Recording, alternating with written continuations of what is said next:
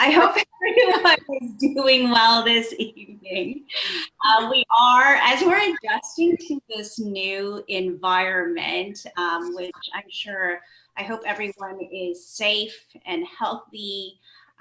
We wanted to bring this seminar to you, and this is timely because it talks about estate planning and protecting your loved ones. And in a time like this is a great opportunity to bring you this information. My name is Cherish Dela Cruz. I am an estate planning attorney here in Atlanta, Georgia. I am licensed in both Florida and Georgia, so I serve clients in those states.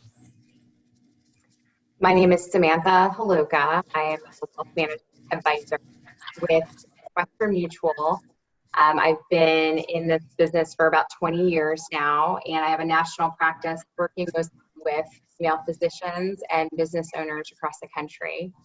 And a huge part of what we do is protecting assets, not just growing them, but also protecting them.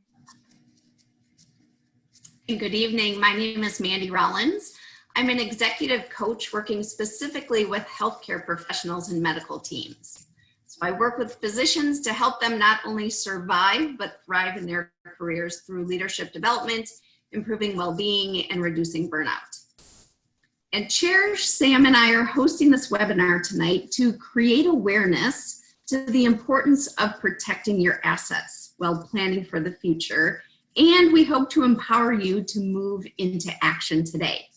So during the first half of the presentation, we'll address important aspects of estate planning and asset protection planning, and then we'll get you into the mindset to move to action. So after that, we'll open it up to a question and answer discussion. And for that, you can use the chat or the Q&A feature. And right now, Cherish has everyone except for the presenters on mute. So with that, I'll turn it back to Cherish to get us started.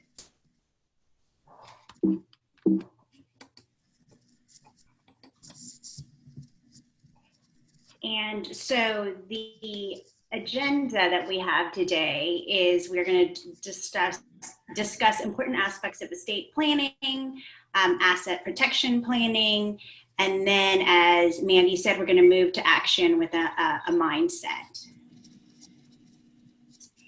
So I'm sure everybody right now is very nervous about what is going on. With the coronavirus, you are at the front lines of what is happening out there in terms of healthcare and in dealing with all of your patients. What we are concerned about for you is we want to ensure that you are protecting yourself and your loved ones. If we look at the statistics today, if we look at estate planning, 95% of the people want their property to be transferred to the person they choose, but only 35% of respondents have a will and only 21% have a trust. 75% of Americans with minors will leave the decision of their child's guardian to the courts. So in this area, in what's going on today, I have found that a lot of clients don't have estate plans in place. This is a scary and unprecedented time. And what we have seen from these statistics is that people aren't planning ahead. You are at the front lines, like I said before, of what is happening, and you're the heroes in this scenario. And as with any situation, you want to make sure that you are planning for yourself and for your loved ones. So the reason I got into estate planning, this is my family. My aunt in the middle with a gray sweatshirt over there, she got diagnosed with appendix cancer 7 years ago. Ultimately, she did not survive, but there were lessons learned for myself in planning and the importance of planning. She was divorced. She didn't have, we went to a regular general practitioner attorney, And what we found was that that attorney, although he was recommended, he didn't really ask the important questions what are needed in a good estate plan. And since you are female physicians, it's important to think about what kind of plan you need and somebody that you should reach out to. Somebody who is competent, who understands your special intricacies, the dynamics of your family, which isn't necessarily true with a general practitioner. So one thing I want you to think about right now is who would be impacted if something were to happen to you right now. Would it be your parents? Would it be your children, your loved ones, your partner, your friends, or charities or other organizations that you support? I want you to think about what that impact may be. Now, when we think of estate planning, I want you to think about that you are retaining control of your property. So it's creating a plan and making sure that you give what you have to the people that you want in the way that you want them. In terms of asset protection, you also need to protect your assets if you need nursing home care, and you want to save as much money as possible for yourself and for your family, for your taxes and creditors and predators, all without unnecessary cost or delay. Now, when we think in terms of asset protection planning, what is it really? So really, asset protection is a form of estate planning. You're planning ahead and you're making sure that your assets are protected from creditors from your loved one. So in this very litigious society, medical malpractice cases have increased over the years. A most recent statistic that I have read was that 85,000 medical malpractice cases were filed last year. What that means is you as the female physician are subject and could potentially be a target. So since we have become a litigious society, you need to implement strategies to protect yourself. Now, this is an estate planning pyramid, which means that these are the priorities that you need to take into account. So one of the things that you need to take into account is when you plan for yourself, you are essentially planning for your loved ones. And that means, like, an analogy that I use is an oxygen mask on an airplane. You're protecting yourself so that you can protect your loved ones. So you have to think about what things do I need to put in place to protect my income, to protect the assets that I've worked so hard and that you built and that you accumulated over time. And then once you have those assets, how you can preserve your wealth for your family and your loved ones. Now, one way of thinking about asset protection is thinking in terms of what kind of protections do you need if you do have a failed marriage. Almost 1 in 2 marriages, more than 50%, end in divorce. Additionally, if you are providing assets to your loved ones, some of the people that you may be providing for, they may have to file bankruptcy. So you want to protect them from creditors. So what does protecting yourself mean? It means in the case of divorce, if you do have a failed marriage, it means having a prenuptial agreement. So before you get married, discussing with an estate planning or a family law attorney as to what assets are yours and what assets are your spouse's.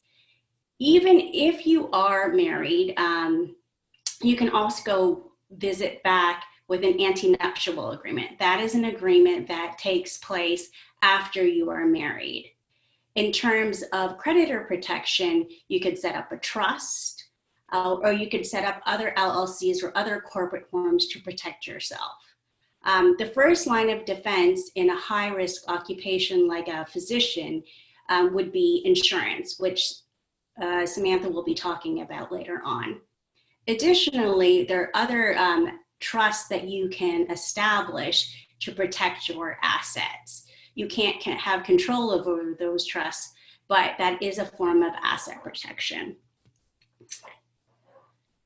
Now, when you're thinking about protecting yourself and creating the estate plan that is tailored for you, there are problems with outright inheritance. We never want it to be an open box, which means that if you give a gift to someone through a bank account or a beneficiary designation, or if you gave it to your children in a will, there are no conditions that are tied to that. It's better to put it into a trust, because it can be protected from creditors and predators. Let's say you have a child and you aren't especially, you don't really like that person's partner or spouse. You can protect the asset that you want to leave your child in a trust. So we've discussed this briefly, but remarriage protection. One of the concerns that I have with my children is if my spouse were to get remarried, I would want to ensure that the children, my children, would be able to have the assets that I worked so hard for.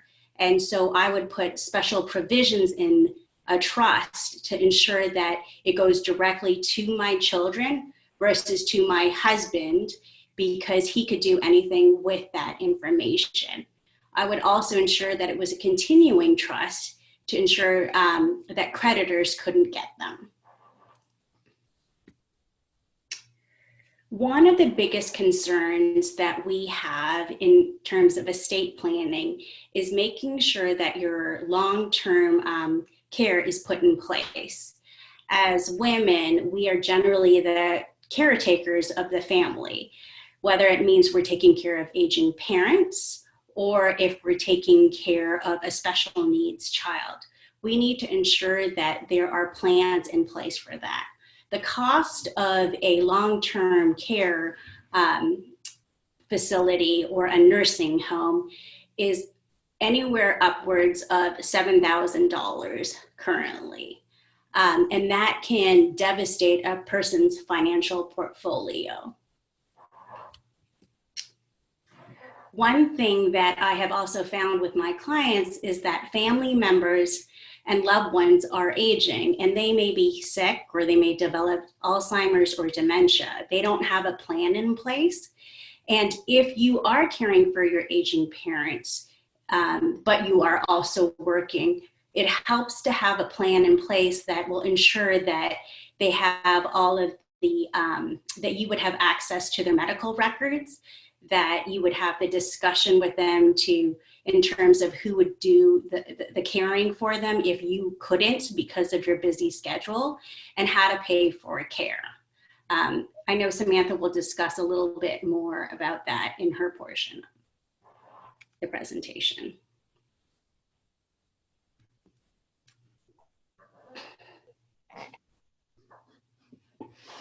Okay, so I am going to talk about a very important part of financial planning, which is asset protection. So most of the time when people think of financial planning, they think of investing and saving, which is probably the more fun part to talk about. Maybe not this week or last week, but definitely what most people think of. And asset protection, you can think of as the defensive side of the financial plan.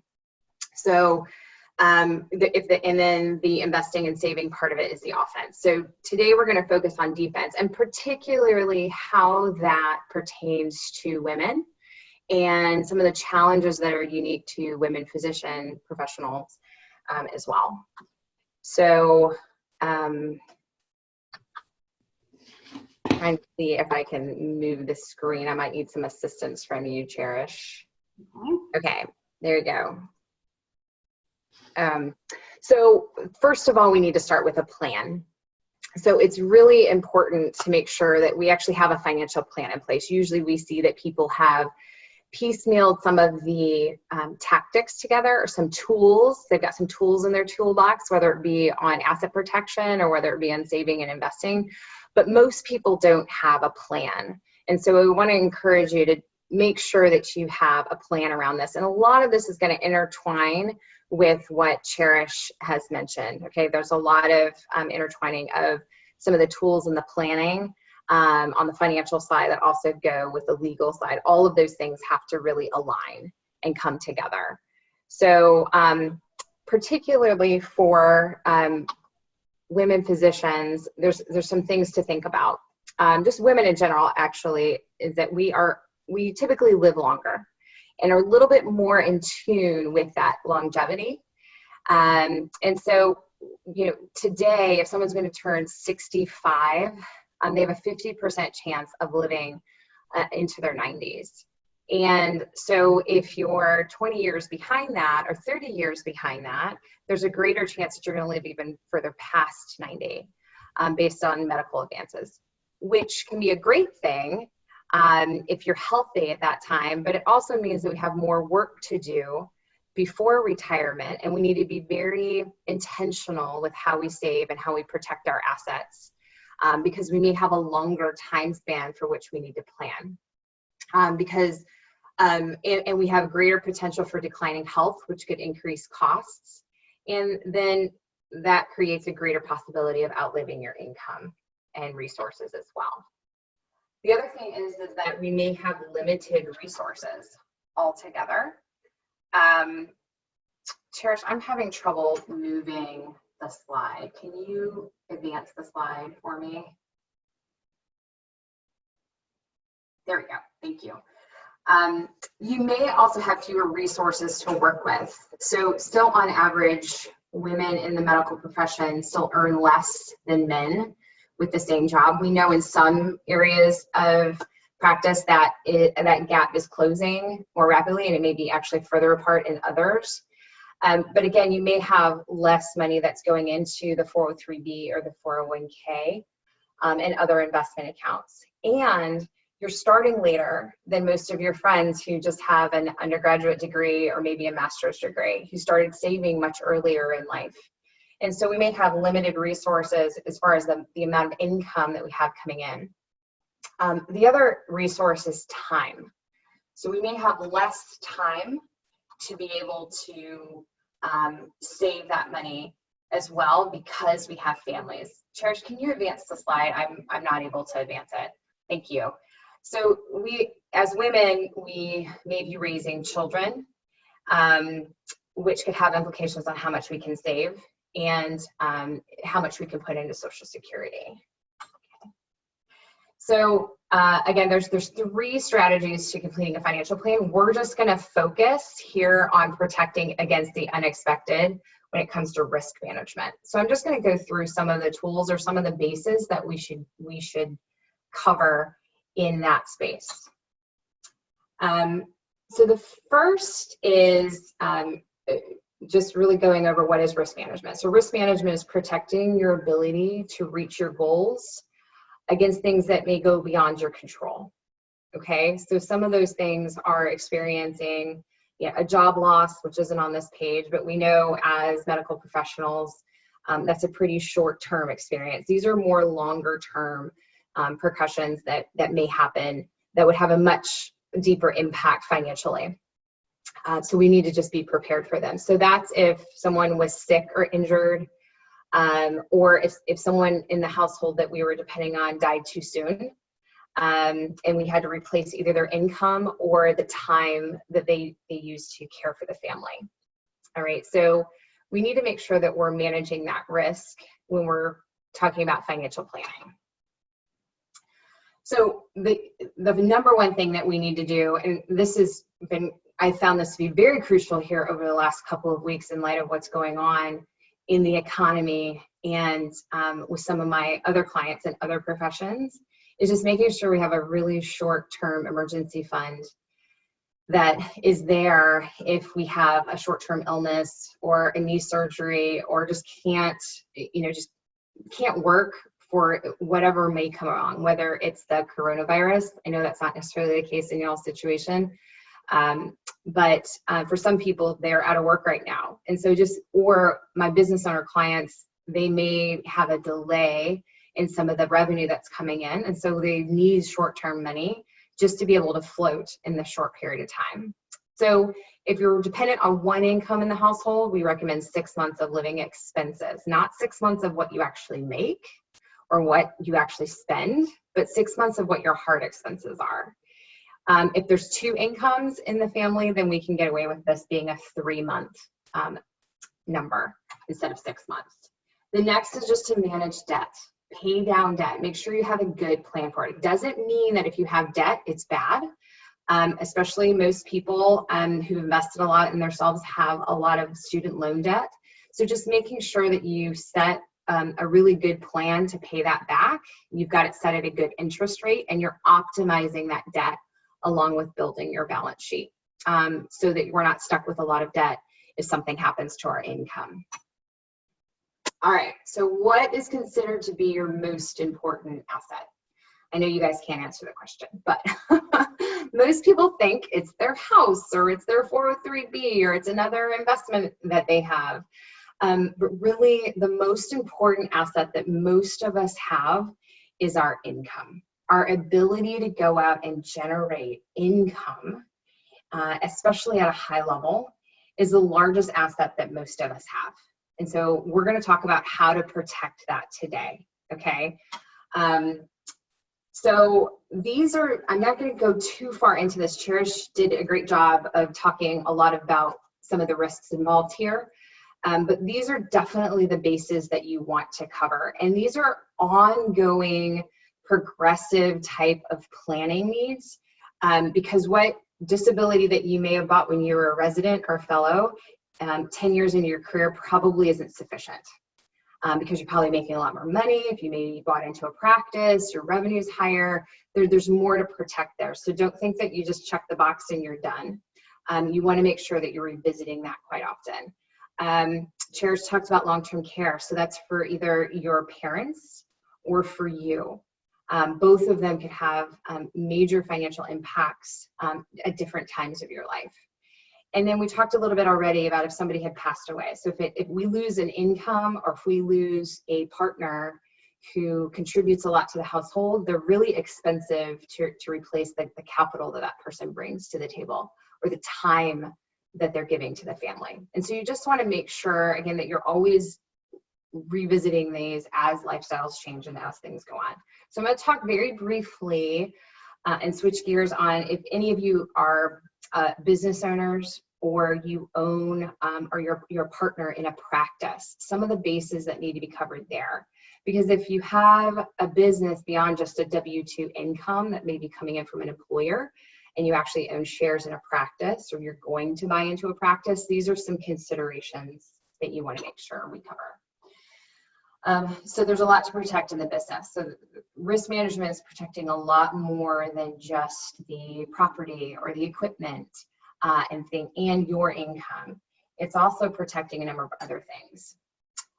So there's 2 ways that you can really address asset protection in a business. One is to retain that risk, and the other is to transfer the risk. Okay, so if you retain the risk, that means that you're basically setting aside money for the off chance that a very low probability risk is going to happen. And if it happens, it's not a big deal, right? You can weather that a little bit on your own based on your own assets. When we want to transfer the risk is that we basically want to say, hey, we can't afford this risk. It's too big, right? So kind of like the easiest thing to talk about here is your home, right? We all have homeowners insurance if we own a house. Because if it burns down, there's just no way we can replace it without some of that insurance coming in. It would just be too costly, too big of a loss. So we all have homeowners insurance by law, but also because it makes sense.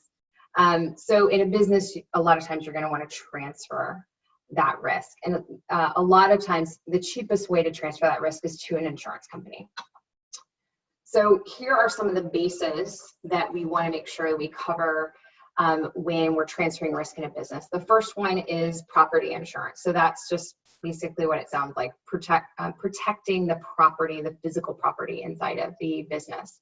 And then business liability insurance. So this is where your malpractice insurance would be. We know you get that pretty quickly. But there's other types of business insurance, whether it be protecting some of your employees and making sure that if the business is sued for any reason, most of those insurances fall within this realm right here. So usually when someone is setting up a business, these are the first two things that people will ask me about, is how do they cover those bases. Key person coverage and business overhead expense protection are two areas that are typically missed a lot of times, because usually a business is starting out with one or two people, and they may not think it's profitable enough to start protecting some of those things. But as the business becomes more profitable, usually what I see, especially within physicians' practices, is that we have all the key people who are bringing in revenue are typically insured.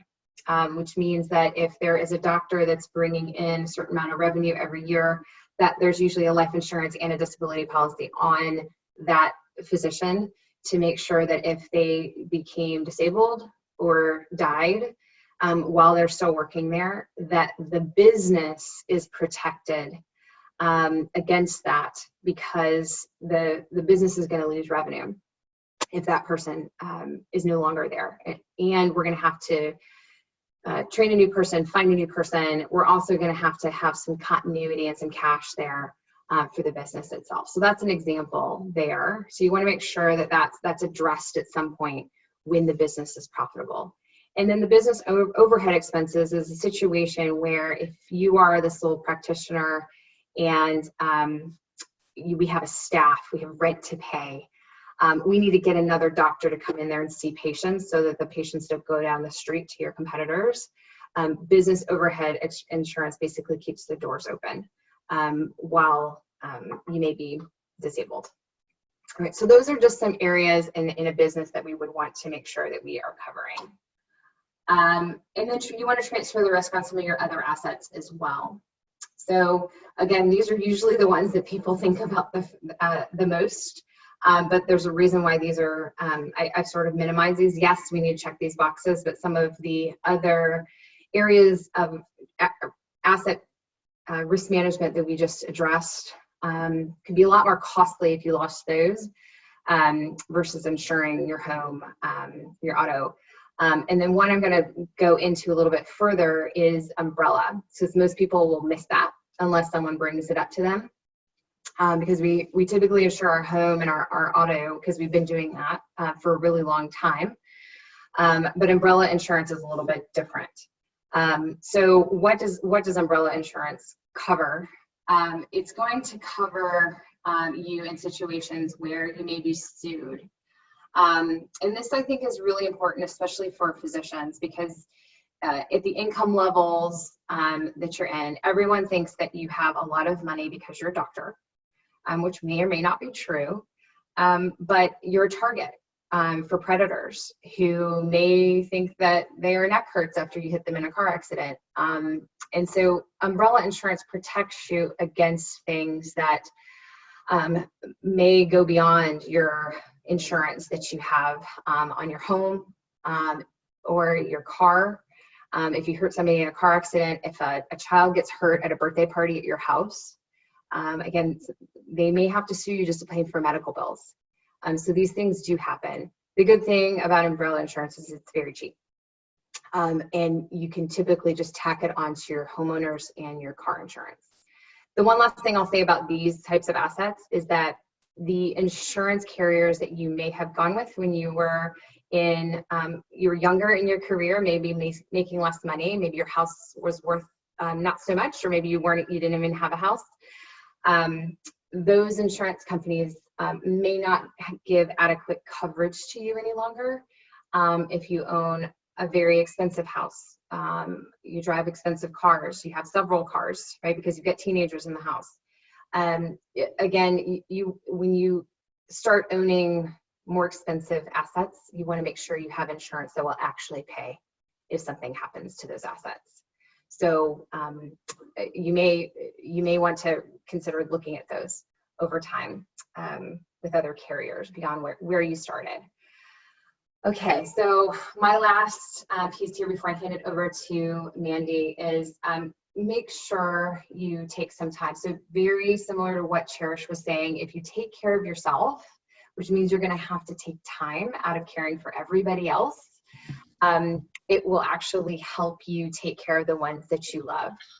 And so I know my piece is really, it's stuff we don't ever want to talk about. It's kind of boring, but we do need to go ahead and check these boxes over time. And hopefully you can find professionals like me, which will hopefully make it a little bit less painful. So with that, I am going to pass it to Mandy. She's going to bring us home. She's a master coach at helping women physicians really align their thoughts, their words, and their actions. And I think we're really going to enjoy, and we really need this exercise that she's going to take us through, especially after the last couple of weeks. So thanks, Mandy. Awesome. Thank you, Sam. So, all right. So every good coach has a coach, and my executive coach has a favorite quote, which is, "To know and not do is to not know." So what I'd like to do in the next 10 minutes is help you create the mindset to move into action and prepare to know and do. So Cherish and Sam have just shared a lot of really good information with you. And I'm curious as to what are you thinking and how are you feeling? So just check in with yourself for a minute. What thoughts are going through your head? And what are you feeling in your body? So you may be thinking, oh, there's just too much going on in the world. I don't have time for one more thing. Maybe that feels like some despair, like this weight on your head or your shoulders. Or maybe you're like this woman in pink and you're thinking, oh, I know this is important. I just don't know where to start. And you might be feeling some hesitation or kind of that feeling in your back behind your shoulder blades. You know you need to do something, but you're just not sure where to get started. Or maybe you're thinking, I've done some of this work and I'm curious as to what's next, what's possible. How can I best plan for the future? And maybe this curiosity bubbles up from your belly or from your heart. The important thing is that you're aware of your thoughts and feelings, because those will move you toward action or inaction. And you have a choice. So you can change your thoughts and feelings to help to move to action in a way that's very positive and empowering and prepares you for the future and the results that you want. So let's take a look at the science of emotions. There we go. So this slide comes from Genos International work on emotional intelligence. And at a very high level, any event or stimulus, whether it's the current COVID-19 environment or learning new information such as that in tonight's webinar, is first interpreted by the limbic system, or the emotional part of your brain. So almost immediately, the limbic system determines if this stimulus is a threat or not. So in the days of the caveman, that threat was typically physical, like a saber-toothed tiger was running towards you, or there was a venomous snake that was just about to bite you. But today, these threats tend to be more psychological and not as deadly. But the limbic system really can't discern the difference. So you're immediately triggered into reward circuitry at the top or this threat circuitry at the bottom. And you'll know which one based on your feelings. So negative emotions, concern, worry, frustration, stress is the threat circuitry. And your body starts pumping out cortisol and adrenaline. You're ready to fight, freeze, or flee. And your thinking will be more narrow and limited. It's reactive, maybe even disengaged. And your decisions will be immediate reactions without any analytical thinking or reasoning. Now, positive emotions, on the other hand, feeling satisfied and valued, useful, they let you know that you're in this reward circuitry. So you feel safe, your body will release dopamine and oxytocin, And you have more access to the expansive analytical reasoning and creative thinking part of your brain. You'll be more proactive and more engaged. You'll be able to make better decisions and act in ways that are aligned to your values and really what's important to you. So you may be wondering, well, what happens when you notice you're on the bottom part here? You're having these negative emotions, you are having troubles making decisions. The important thing is that you can intervene really at any stage here. So if you recognize that you're having a difficult time making a decision or you're not acting in a way that you want, just ask yourself, what am I thinking? What am I feeling? Or if you notice that you're having a negative emotion, you're stressed, you're worried, what can you do or think to change that feeling and move into the reward circuitry? And remember, you have a choice. You can decide once you recognize which path you're on, which path you want to take, the threat path or the reward path. So let's take a few minutes to get us into that useful reward circuitry. And we're going to do a short visualization. So I would ask that you close your eyes if you feel comfortable. And I'm just going to advance the slide. There you go. Okay. So close your eyes if you feel comfortable, or look at this picture and take a deep breath, hold it and release it. Settle into your seat. Feel your feet on the floor. Another deep breath, hold that and release it. Maybe rub the tips of your fingers together so gently that you can feel the ridges on each finger. Take another deep breath in, hold it, and as you release, let yourself go. And imagine that you're walking down a crowded street. There are a lot of people and a lot of noise. You can smell fumes from the vehicles zipping by. The wind is blowing and there's a chill in the air. And you see up ahead of you to the right, a little alley that you turn down. As you walk, the alley begins to narrow and there's a beautiful door in front of you.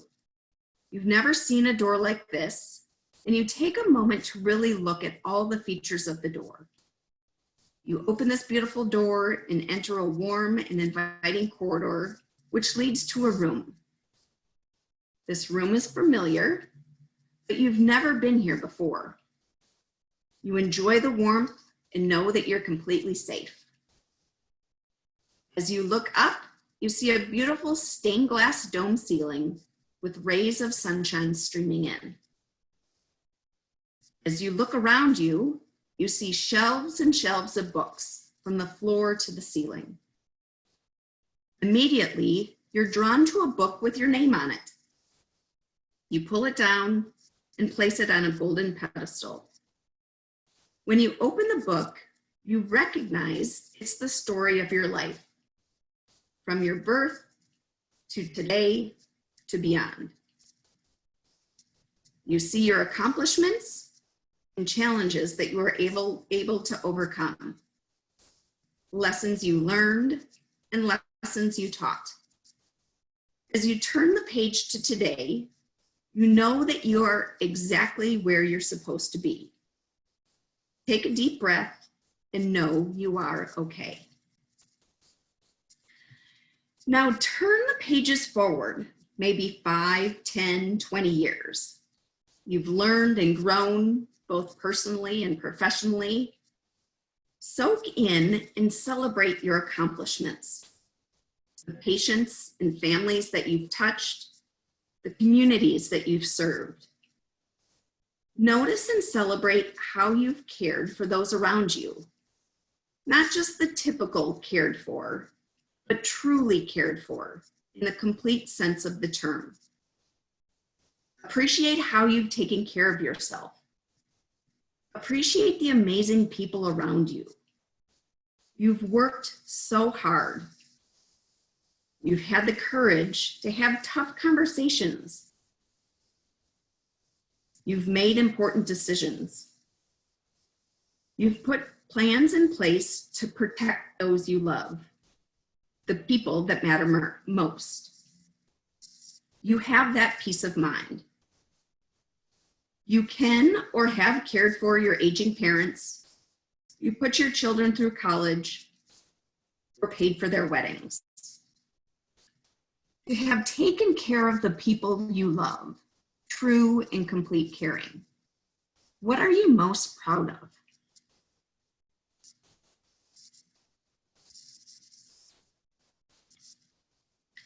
Thank your current self for being courageous and making choices to protect your future for yourself, your greatest asset, and those you love. Thank yourself again, close the book, and put it back on the shelf, knowing that you can come look at this anytime you want. And now I'll ask you to come back to this space and time, remembering what you need to remember, feeling relaxed, and feeling ready to take action. Wiggle your fingers and your toes. Open your eyes when you're ready. So welcome back. The purpose of this webinar was to raise your awareness of the importance of asset protection and, importantly, help you move to action. Most of us know what we need to do. It's getting into action is the hardest part. And everyone moves into action in different ways. So some people need to collect data, do research, talk to people. That's great. Others of you need to organize data. You know who you are. You have the spreadsheets to prove it. You do the analysis. Perfect. And others are quick starts. You need to dive right in and get started in order to know what else you need. So importantly, you don't need to do this on your own. In fact, we don't want you to do it on your own. You are experts in your field of medicine, and you don't need to be an expert in these areas. Cherish is an expert in estate planning. Sam is an expert in financial planning and risk management. I'm an expert in leadership development and emotional intelligence and human behavior. And we have the expertise to help you develop your plan. So the first step is to take a deep breath, be kind to yourself, and silence any of those negative voices in your head. You know, you may be thinking, oh, I know this stuff. I should have been doing this. I should have a plan in place already. Everyone else probably has a plan in place. Just silence those negative voices. They're not going to serve you. If you registered for this webinar in advance, you'll receive an email with an estate planning checklist and a financial planning checklist. So you can start with reviewing those. And we'll also have an evaluation so that we can better understand your needs for future webinars. And if you didn't register for the webinar and were just able to access it with the link, you can reach out to us to receive those tools. And I know that many of you are ready for more. You want to protect what matters most. So I want you to know that we are here to help you. There we go. So all three of us offer complimentary 20 to 30-minute consultations. And we'd love to help you get started or review where you are today and identify those opportunities to help you protect what matters most. So again, Cherish can help you with estate planning and business planning and elder law. Samantha can help you with financial planning and risk management. And I can provide coaching on authentic leadership, emotional intelligence, and making change that lasts. So now I'd like to turn it back over to Cherish and we can open it up for the question and answer session. And if you have questions, you can post them in the chat box or in the Q&A box. And for that piece of it, you can just raise your hand or you can post the question.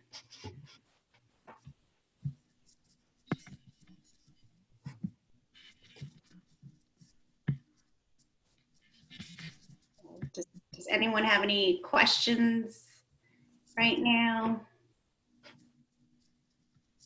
Don't be shy.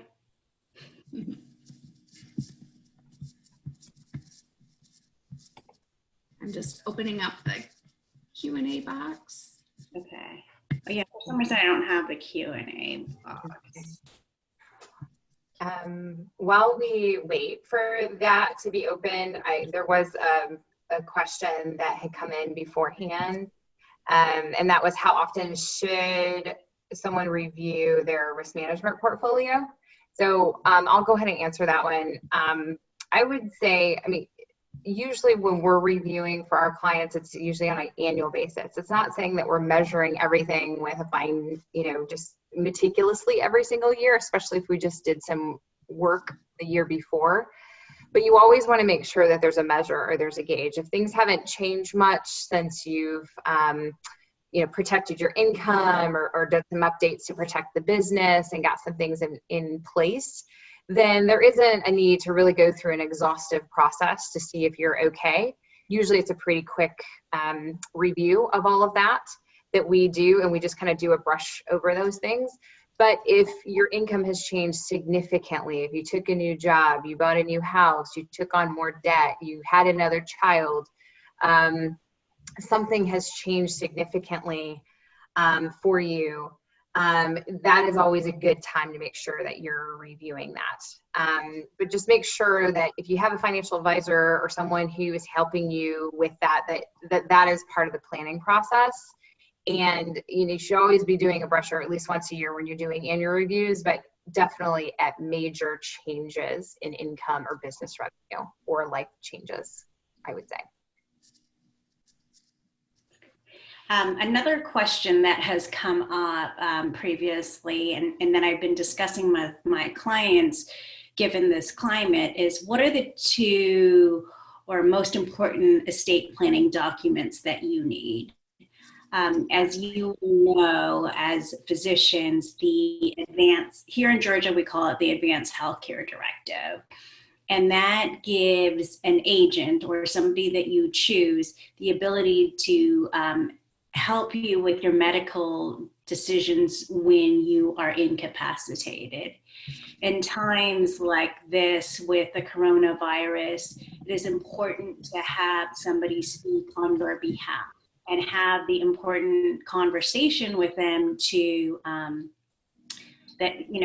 so that they can speak to your doctors, they can access your medical records, they have the ability to transfer your files from one facility to another. And so the Advanced Healthcare Directive here in Georgia or a medical power of attorney in Florida will help you do those things. Another thing that you might want to have in place as well is if you were to become incapacitated, having a financial power of attorney. Think of it in terms of, instead of a medical directive or somebody speaking with respect to your medical decision, having somebody who can make the decisions for you if you were incapacitated. So paying your paying your mortgage, managing your bank accounts, paying your bills, thinking about the investment allocations of your retirement accounts or filing your taxes. So in times like this, when there are large numbers of people who are facing, potentially being out of work for a couple of months or who are sick, those are two important documents that you need to have. I would second that, Cherish. Just to tell a little story around that. I have a client who's an adult child of one of my now deceased clients, but her father was going through some dementia issues and that had come on progressively, and they didn't have those documents in place, or at least actually they did, thankfully, but they didn't know for over a year because he never told them about the power of attorney that he had established. And so he was spending through retirement assets and just using assets that they actually needed to be able to care for him, to put him in a long-term care facility. And so, but it was a nightmare. Not just financially. Financially, it actually ended up in the end being okay because they were able to stop it. But emotionally and from a relationship standpoint, it was a nightmare for that family until they were able to actually execute be able to use those documents to help him get the care that he needed and steward his assets better, because he wasn't able to do it any longer. So I totally agree. Well, if there's no other questions, there is, okay. Yep, just a couple of questions. So Sam, a question for you. As a physician who owns a private practice, and I've done no risk management planning, what is the one thing you'd recommend I implement?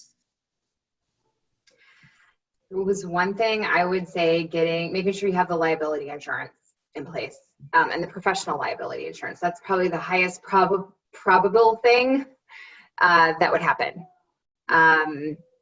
And so if I had to pick the one thing, and so those types of things may already be in place. If your office manager has done some of that work, you may have signed that stuff and not even known.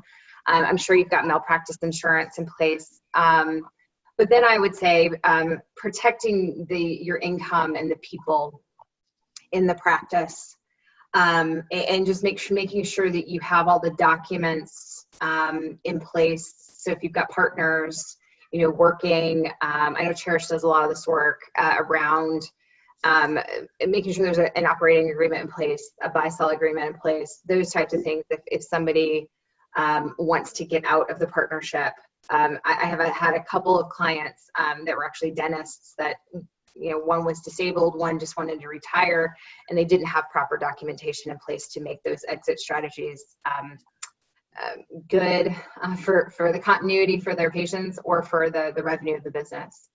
And so, and then if someone becomes disabled or passes away, it can just be a mess if those things aren't taken care of. And if the documentation isn't correct, through an attorney, and if they're not funded properly. So that would be, that's where I would start.